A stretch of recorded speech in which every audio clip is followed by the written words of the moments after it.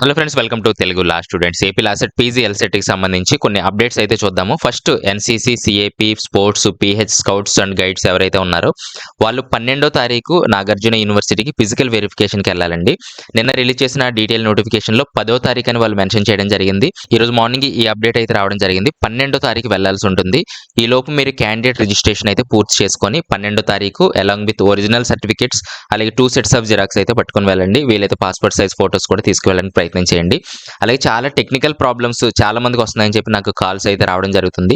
ఈ candidate registration చేసేటప్పుడు cash number ఇచ్చే దగ్గర గానీ, ఈడబ్ల్యూఎస్ గానీ, అలాగే ఇన్కమ్ గానీ, అలాగే రెసిడెన్స్ సర్టిఫికేట్ గానీ, ఈ విధంగా చాలా ప్రాబ్లమ్స్ అయితే వస్తున్నాయి. రెసిడెన్స్ సర్టిఫికేట్ దగ్గర ఏం చేస్తారంటే ఇక్కడ do you want make any changes in the above information provided అన్నారు కదా, ఇక్కడ ఎస్ అని క్లిక్ చేసేయండి.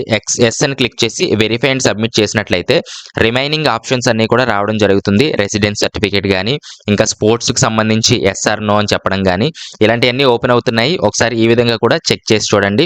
ఒకవేళ అన్ని కంప్లీట్ అయినట్లయితే ఇక్కడ నో అని చెప్పి వెరిఫై అండ్ సబ్మిట్ చేసి మీరు పేమెంట్ ఆప్షన్లోకి వెళ్ళొచ్చు.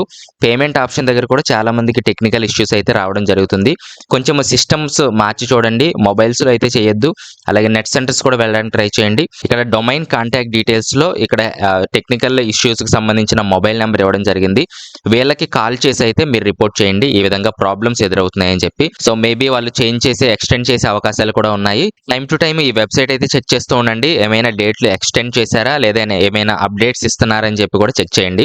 సో కాబట్టి టెక్నికల్ ప్రాబ్లమ్స్ ఎవరైతే ఎదురవుతున్నాయో అందరూ కూడా ఈ నెంబర్కి అయితే కాల్ చేసి రిపోర్ట్ చేయడానికి ప్రయత్నం చేయండి. అలాగే వీలైతే డేట్లు ఎక్స్టెండ్ చేయమని కూడా చెప్పండి. చాలా మంది ఇంకా చేసుకొని వారు ఉన్నారు, ఇంకా సర్టిఫికేట్స్ అందని వారు కూడా ఉన్నారు. కొంచెం ఎక్స్టెండ్ చేస్తే చాలా మందికి ఉపయోగకరంగా ఉంటుంది.